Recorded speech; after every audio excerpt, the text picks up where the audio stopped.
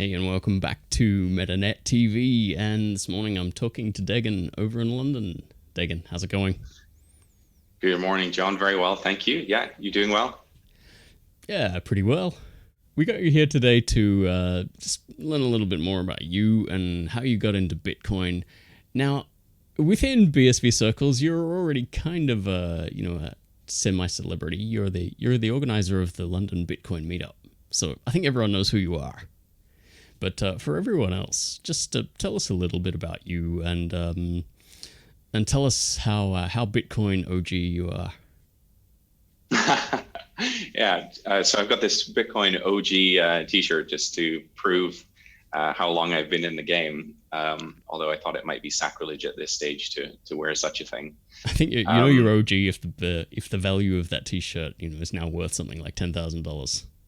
right? Do they even print these anymore? Yeah. But no, I wear it because I bought it at a time when I first met my now wife. So that's why I wear this T-shirt. It Oh, brings okay. me happy memories of So that time, you exciting were times in life in the States. you were wearing a Bitcoin T-shirt when you met your wife. And not the day of, but the maybe like second or third date, because I mean, with me, there was no point in pretending that I wasn't a crazy Bitcoiner Yeah, because I definitely am, and I think it would have been disingenuous to not bring that up really early on. So mm, she knew what she was in that's good. for rather. Um, Is she so has she yeah. become a Bitcoiner herself? Have you managed to convert her? Um, No, I don't think so. So she's an English lit student, Uh-huh. so she's not so interested in the sort of deep technical stuff. Hmm. Having said that, she is like a technical project manager, that sort of thing. So she's um, like a project supervisor. So she wrangles smart people for a living, Uh-huh. um, and she does work for a payments company. Hmm. So That could be good or bad for yeah. Bitcoin. Uh, but well, yeah, it's one of those things that like it's really great because we're both interested in technical stuff, and there's so much that I can learn from her in terms of like she's in this very professional environment in payments, and I'm kind of gaffer taping things together with this new technology that's not really uh, professionalized yet. Well, I guess it's becoming professionalized nowadays, Yeah. but yeah, I guess you wanted me to talk about who I am and things like that. So Sure. um, I guess I have an engineering background. I have an audio and video electronics engineering Hmm. degree, but I never really applied it in the workplace. I guess because I just started a company straight out of university. That was right in the recession. So yeah. So I've always had a sort of entrepreneurial spirit. So I built up and sold that company after 4 years, and immediately wanted to transition to a sort of Bitcoin place of work. I wanted Bitcoin to be my job, basically. Hmm. Um, and so it's taken a few years to do that. I can proudly say that that is now the case. So I knew that London was going to sort of be an epicenter because of its history in financial services. Now it's one of the fintech hubs of the world. Um, so I managed to get a position here where I could sort of um, uh, be, uh, set up that London Bitcoin meetup. And well, I should say I didn't set it up. What I mean is I wanted to embed myself in the community that was already here, Hmm. and I just got really lucky. It's one of those things that it's lucky plus being determined to be in the right place, regardless of when the right time is. And eventually it became the right time. And Widia and Ricardo passed over the sort of keys to run the London Bitcoin meetup. Uh-huh. What was London Bitcoin Cash meetup at the time, and I took it on, and we had our sort of split meetup first, and then I took on the BSV side of things from there because that's where my heart is and where my brain led me, I guess. Do they mind that you call yourselves the London Bitcoin Meetup rather than the London Bitcoin SV Meetup? Um, I I know that they had some reservations when I suggested doing that whilst we were one group.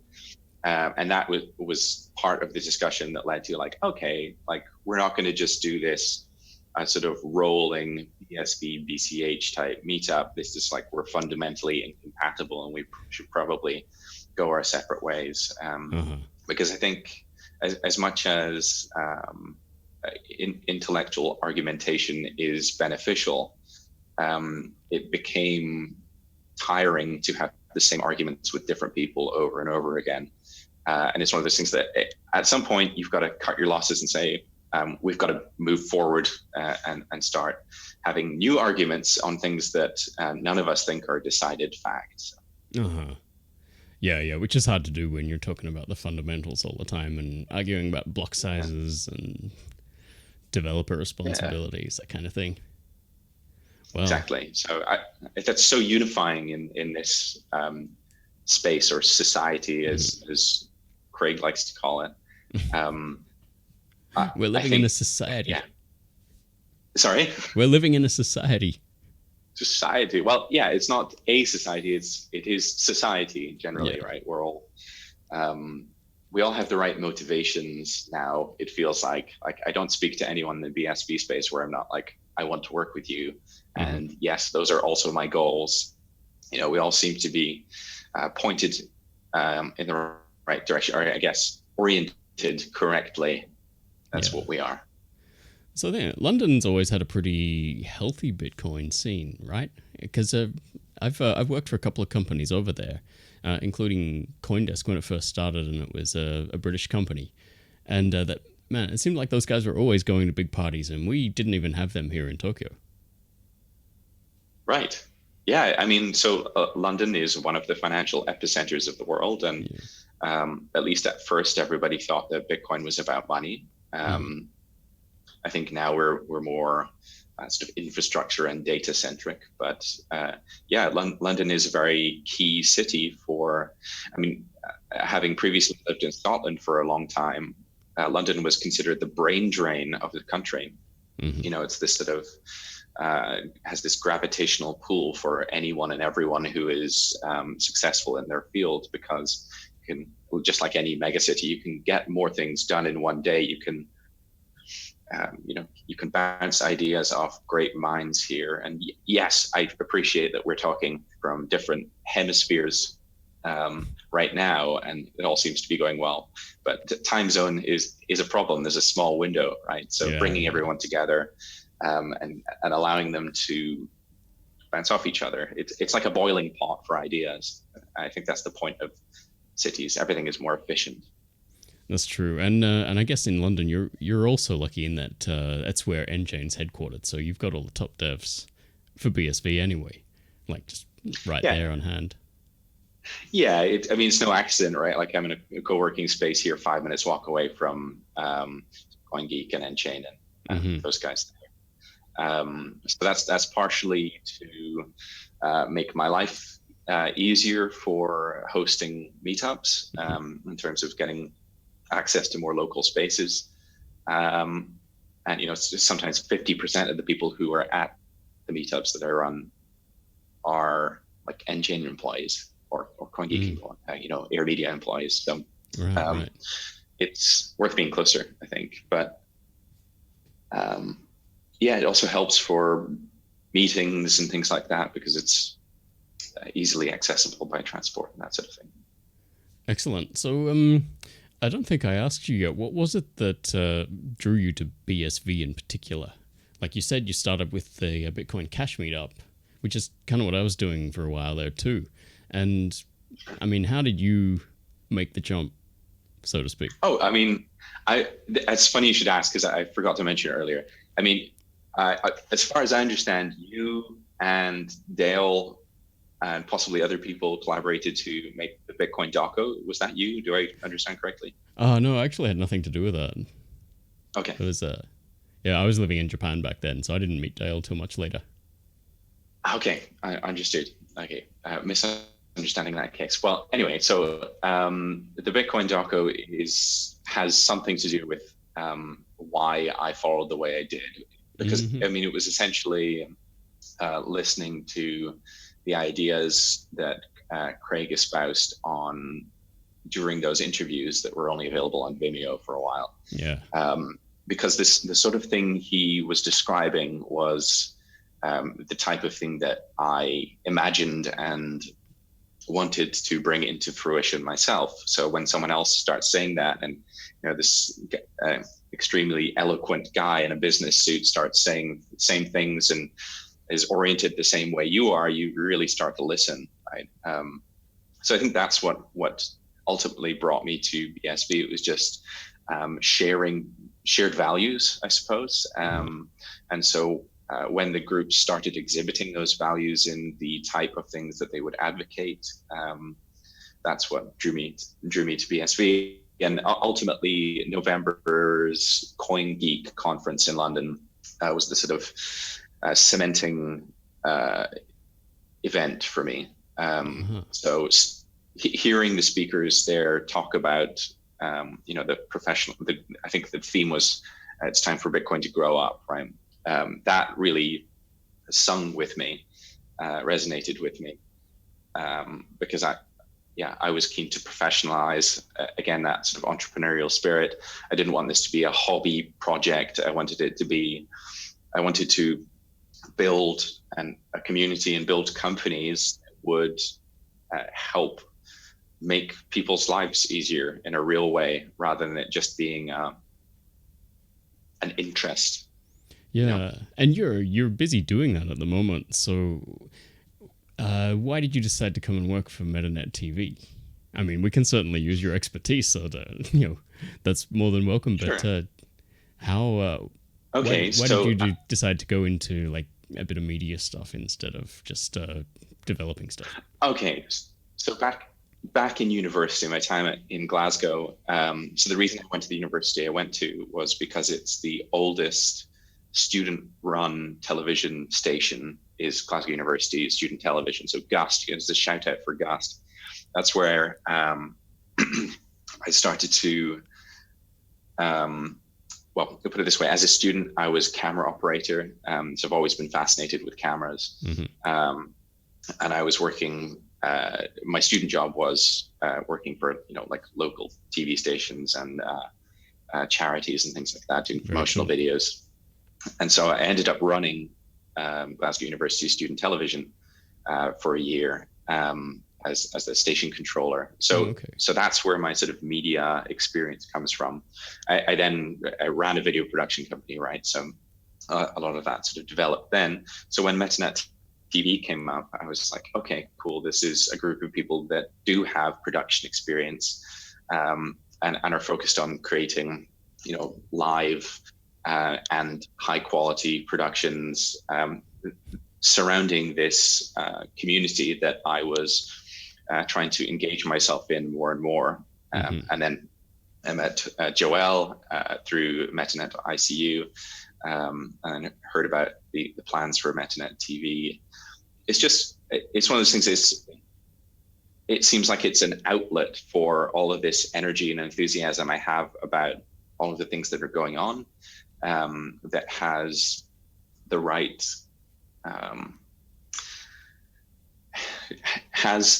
level of interest in creating quality content rather than just put it this way, like some of the content that I see out there, even in this space, focuses too much on things like price, which I don't care about. It focuses on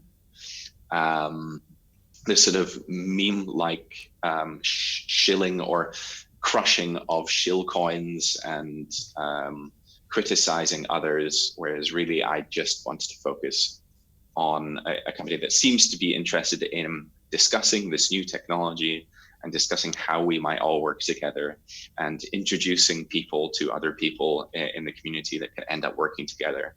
And I think MetaNet TV kind of fosters that. At least so far, it seems like that's the case. And so far. Well, I mean, you've set a pretty high bar for us there. I hope we can maintain that standard. From what I've seen in the past week or two, we're in pretty good stead.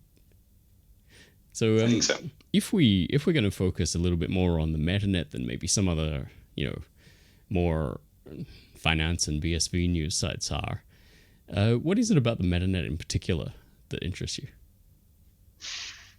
I think that it is extremely simple, and simple is interesting. Yeah. Because it's also not simple in that it's simple technologically. Mm-hmm. It's a simple concept. I think people get it pretty quickly. If you show them a MetaNet graph, it's like, okay, I understand. The implications are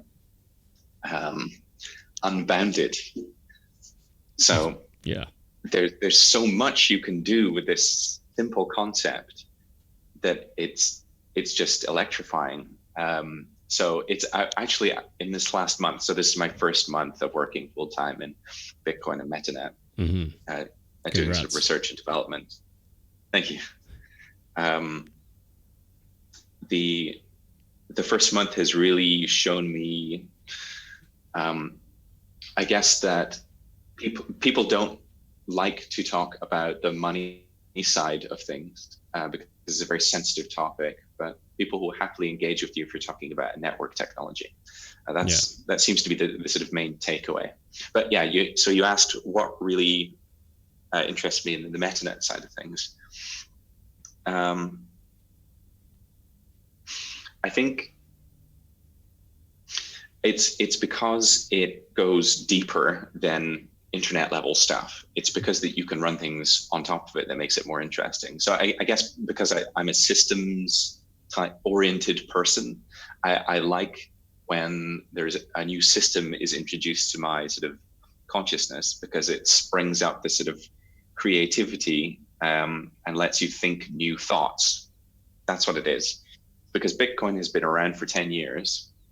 And although that's a very exciting concept, when you then get introduced to the MetaNet and how Bitcoin can be used for sort of payment channels and a paid infrastructure network, people firstly reject things. And I guess I'm naturally curious and naturally determined to understand things. So when the first reaction of most people is to reject a concept, I like to investigate further, because I think there's something interesting about things that are quickly rejected by your average person.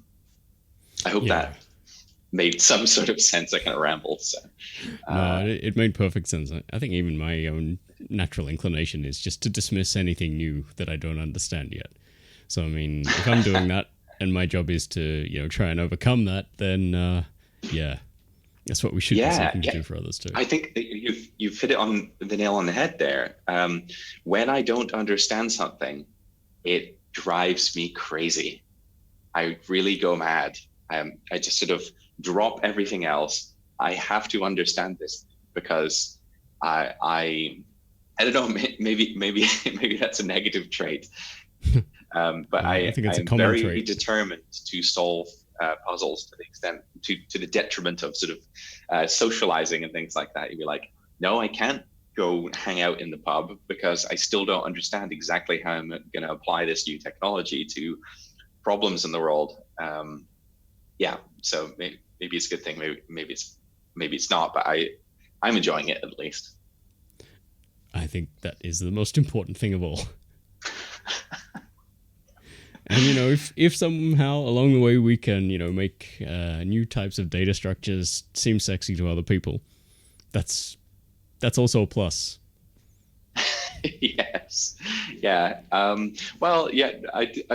I guess the important thing is to do something that is meaningful. Yeah. So and I think that being introduced to the MetaNet as a concept and being presented with this vision of a possible hopeful future has made simple tasks like reading white papers, developing my programming skills and things like that. It's given that so much more meaning now.